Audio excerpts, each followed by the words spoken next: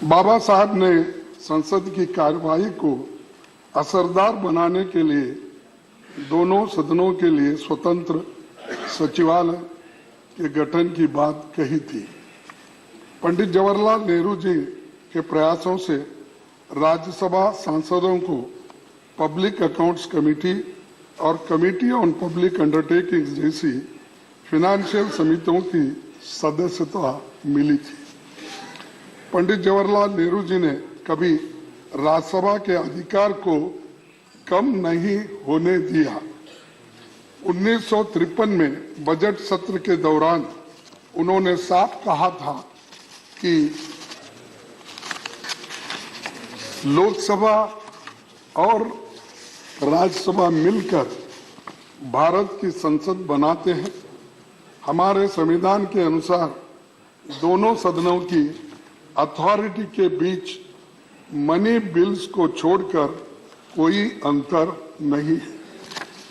आज जब मैं ये बातें कह रहा हूं तो हमें बहुत कुछ बातें याद आ रही है।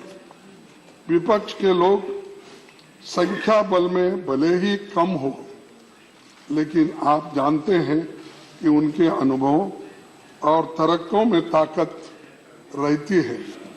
लेकिन समस्या ये है कि इनकी जगह नंबरों की गिनती होती है, ना कि विचारों के बारे में सोचा जाता है। एक दूसरी दिक्कत ये भी है कि हाउस की सिटिंग्स कम होने के कारण जनता के मुद्दों पर चर्चा के लिए उचित समय नहीं मिल पाता। गरीबों, दबे कुचले और SC ST किसानों और अत्याचार के शिकार महिलाओं की हालत पर ढंग से बातें नहीं रख पाते और बिल्स भी बहुत जल्दबाजी में पास होते।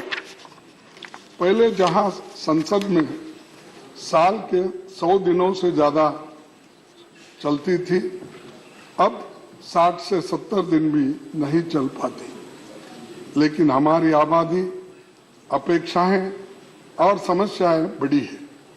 पिछले एक दशक का आंकड़ा देखें तो 2012 में संसद की सबसे ज्यादा 74 सिटिंग्स हुई थी।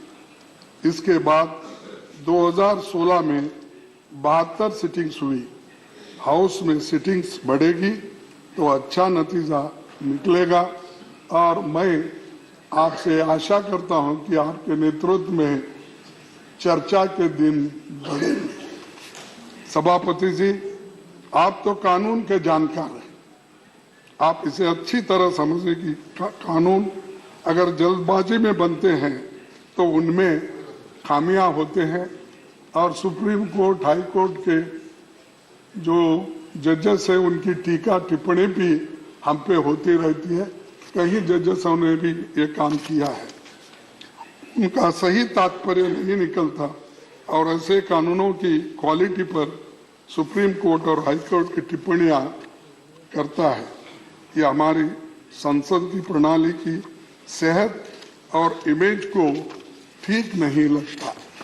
तो इसलिए हम चाहते हैं कि बिल्स को ठीक से एग्जामिन करने के काम को सेलेक्ट, जॉइंट और निचले सदन में स्टैंडिंग कमेटी इस विभाग संबंधी संसदीय समिति को ज्यादा से ज्यादा भेजा जाए और बिल्स को इन समितियों में भेजे जाए, वहां इन पर विस्तार से चर्चा हो।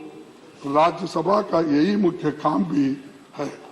मैं इस संदर्भ में 13 मई 1952 में हुई राज्यसभा की पहली बैठक में सभापति डॉक्टर राधाकृष्णन जी की कही इस बात को जिक्र करना चाहूंगा।